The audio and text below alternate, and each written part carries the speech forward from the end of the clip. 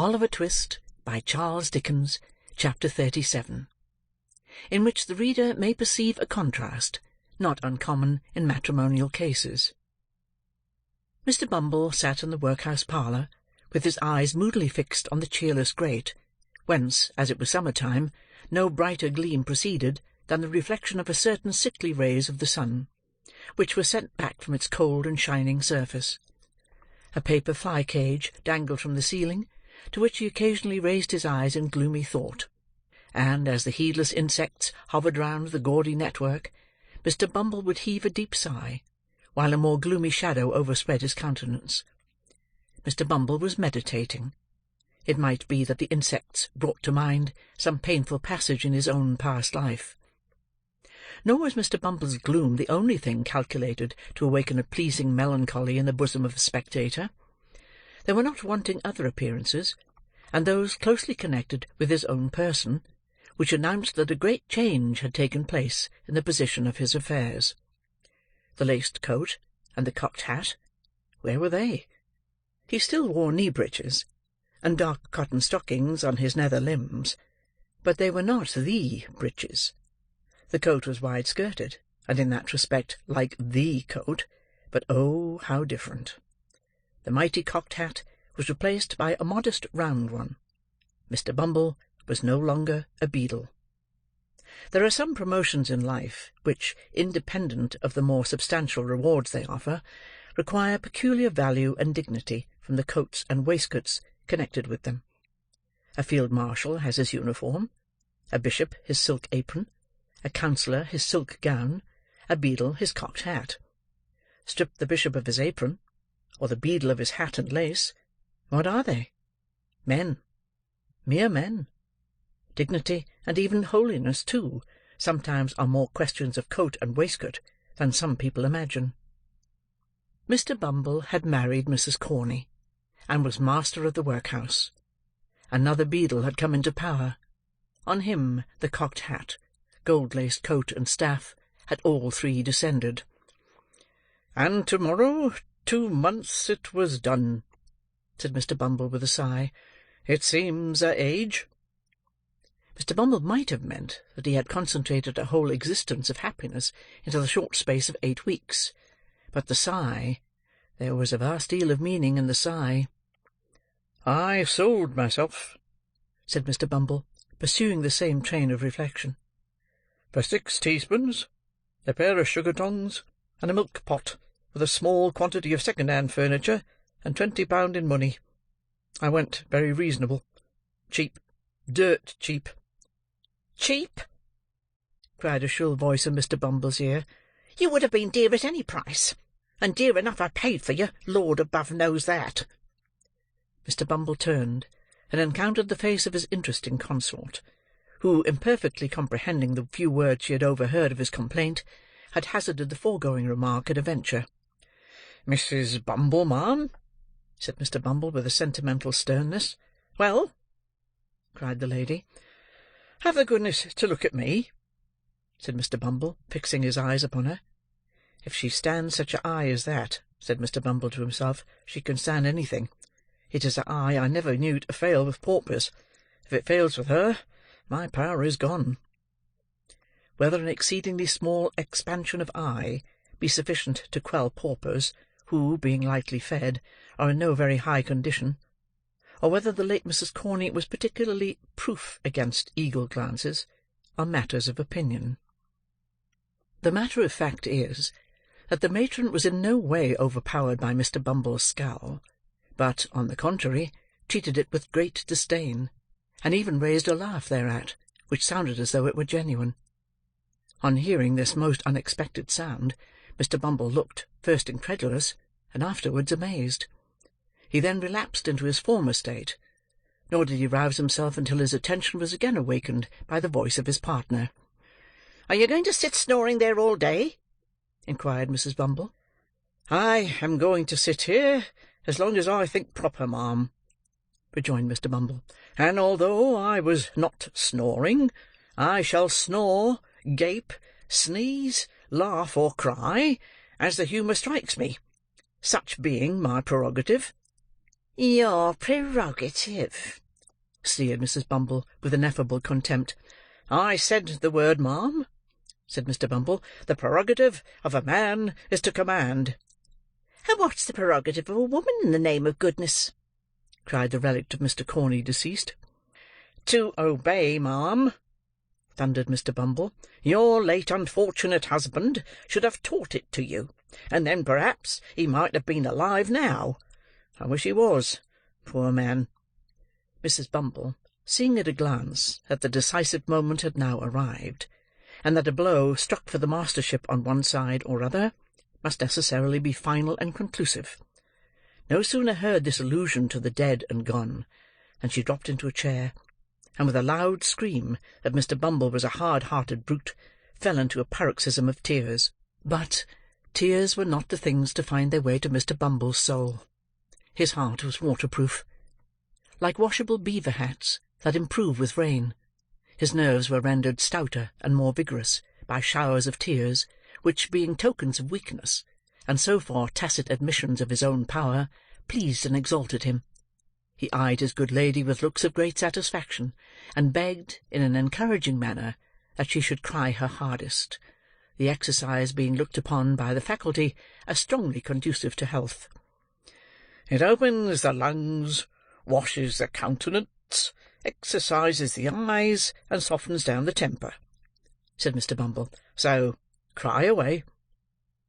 As he discharged himself of this pleasantry, Mr. Bumble took his hat from a peg, and putting it on, rather rakishly, on one side, as a man might who felt he had asserted his superiority in a becoming manner, thrust his hands into his pockets, and sauntered towards the door with much ease and waggishness depicted in his whole appearance. Now, Mrs. Corney that was, had tried the tears because they were less troublesome than a manual assault, but she was quite prepared to make trial of the latter mode of proceeding, as Mr. Bumble was not long in discovering. The first proof he experienced of the fact was conveyed in a hollow sound, immediately succeeded by the sudden flying off of his hat to the opposite end of the room. This preliminary proceeding laying bare his head, the expert lady, clasping him tightly round the throat with one hand, inflicted a shower of blows, dealt with singular vigour and dexterity, upon it with the other.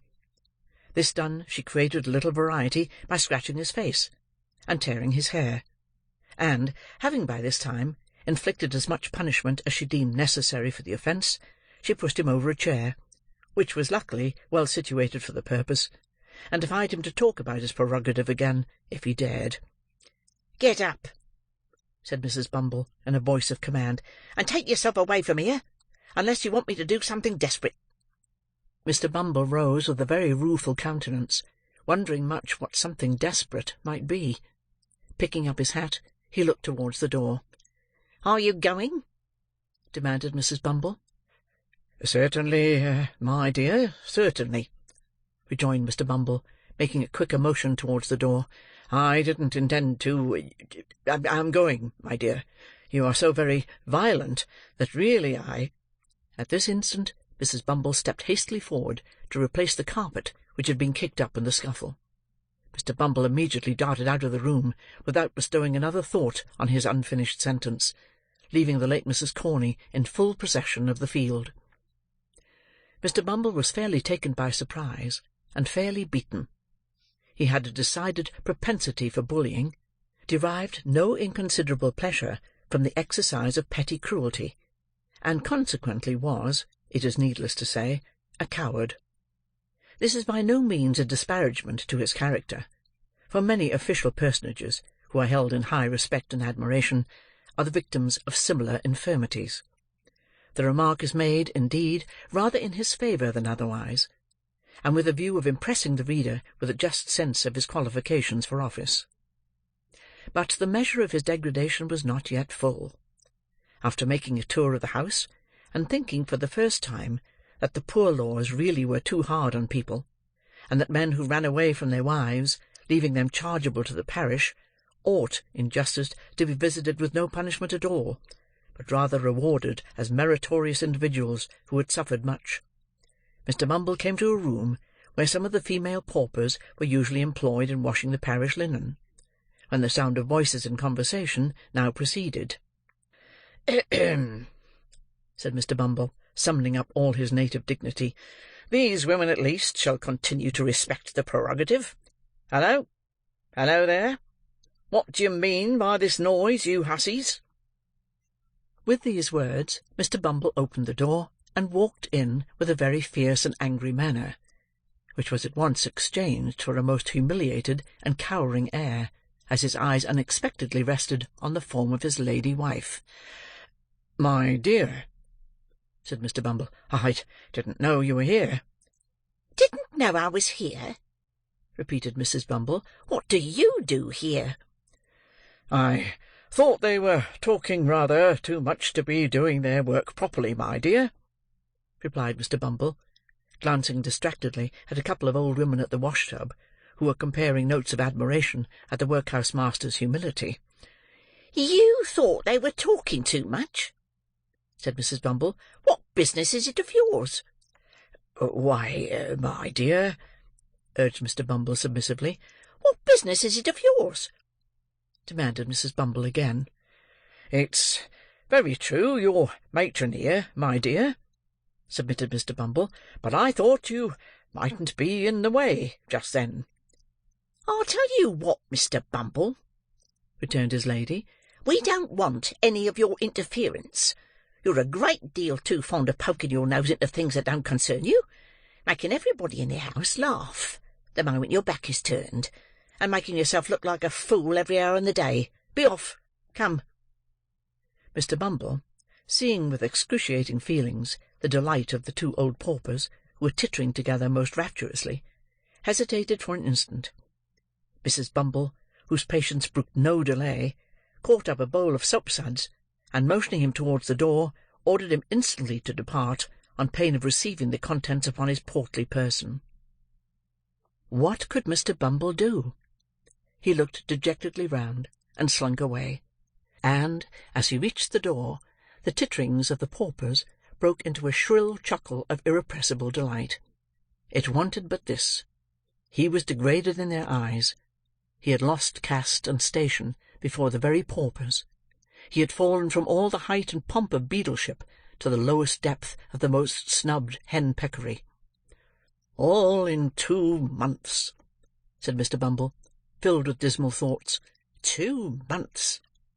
No more than 2 months ago, I was not only my own master, but everybody else's, so far as the parochial workhouse was concerned.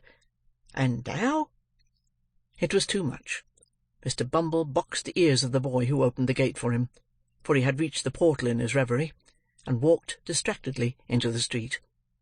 He walked up one street, and down another, until exercise had abated the first passion of his grief, and then the revulsion of feeling made him thirsty. He passed a great many public-houses, but at length paused before one in a by-way, whose parlour, as he gathered from a hasty peep over the blinds, was deserted, save by one solitary customer. It began to rain heavily at the moment. This determined him. Mr. Bumble stepped in, and ordering something to drink as he passed the bar, entered the apartment at which he had looked from the street. The man who was seated there was tall and dark, and wore a large cloak. He had the air of a stranger, and seemed, by a certain haggardness in his look, as well as by the dusty soils on his dress, to have travelled some distance. He eyed Bumble askance as he entered, but scarcely deigned to nod his head in acknowledgment of his salutation. Mr. Bumble had quite dignity enough for two, supposing even that the stranger had been more familiar. So he drank his gin and water in silence, and read the paper with great show of pomp and circumstance. It so happened, however, as it will happen very often when men fall into company under such circumstances, that Mr. Bumble felt, every now and then, a powerful inducement, which he could not resist, to steal a look at the stranger, and that whenever he did so, he withdrew his eyes, in some confusion, to find that the stranger was at that moment stealing a look at him. Mr. Bumble's awkwardness was enhanced by the very remarkable expression of the stranger's eye, which was keen and bright, but shadowed by a scowl of distrust and suspicion, unlike anything he had ever observed before, and repulsive to behold. When they had encountered each other's glance several times in this way, the stranger, in a harsh, deep voice, broke silence. "Were you looking for me?" he said, "when you peered in at the window?" "Not that I am aware of, unless you're Mr.—" Here Mr. Bumble stopped short, for he was curious to know the stranger's name, and thought in his impatience he might supply the blank. "I see you are not," said the stranger, an expression of quiet sarcasm playing about his mouth, "or you have known my name. You don't know it. I would recommend you not to ask for it." "I meant no harm, young man," observed Mr. Bumble majestically. "And have done none," said the stranger. Another silence succeeded this short dialogue, which was again broken by the stranger.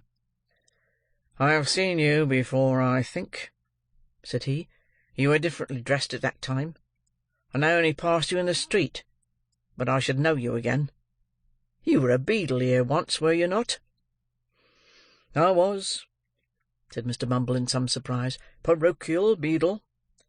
"Just so," rejoined the other, nodding his head. "It was in that character I saw you. What are you now?"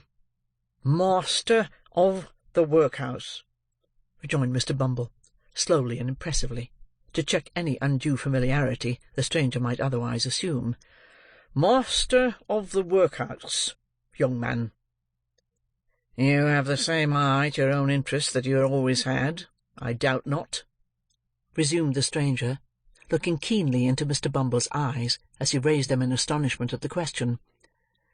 "Don't scruple to answer freely, man. I know you pretty well, you see."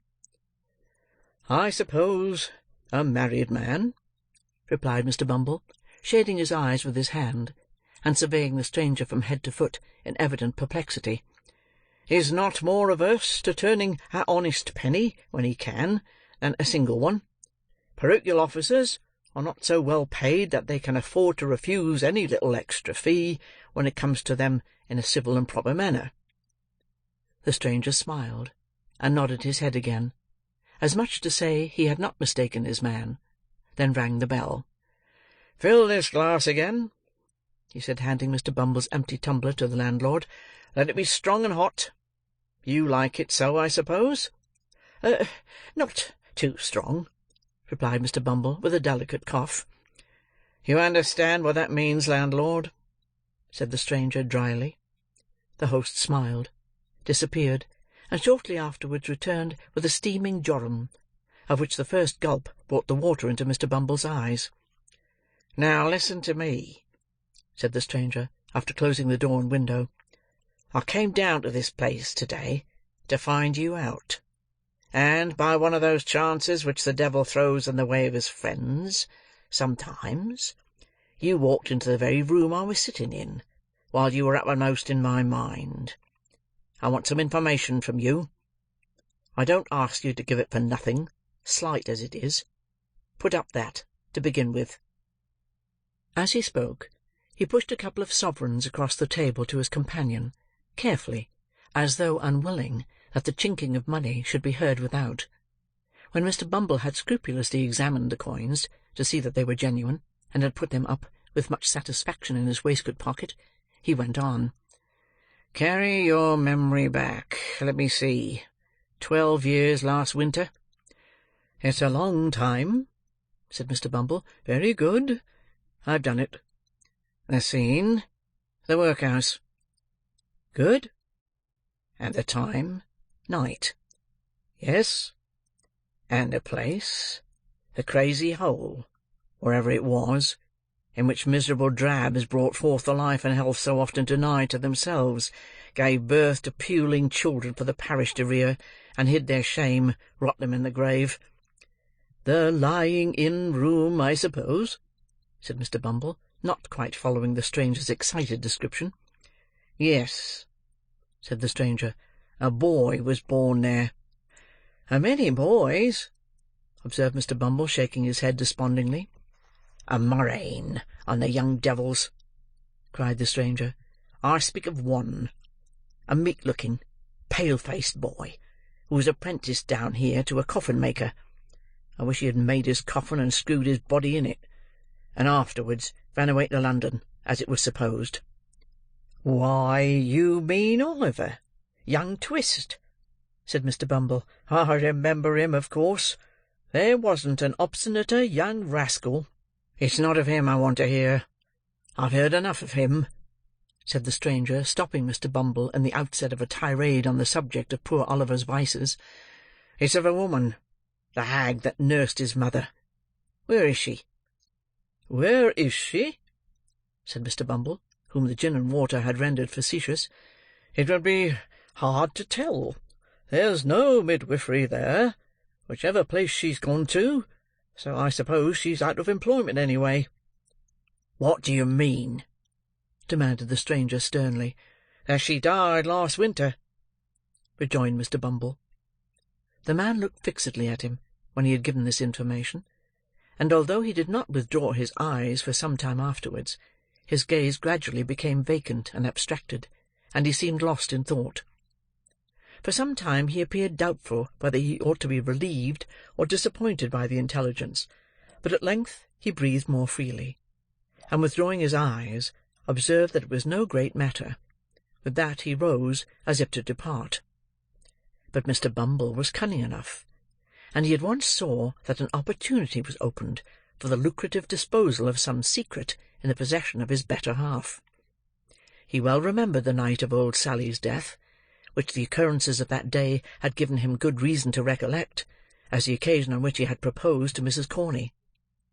And although that lady had never confided to him the disclosure of which he had been the solitary witness, he had heard enough to know that it related to something that had occurred in the old woman's attendance, as workhouse nurse, upon the young mother of Oliver Twist.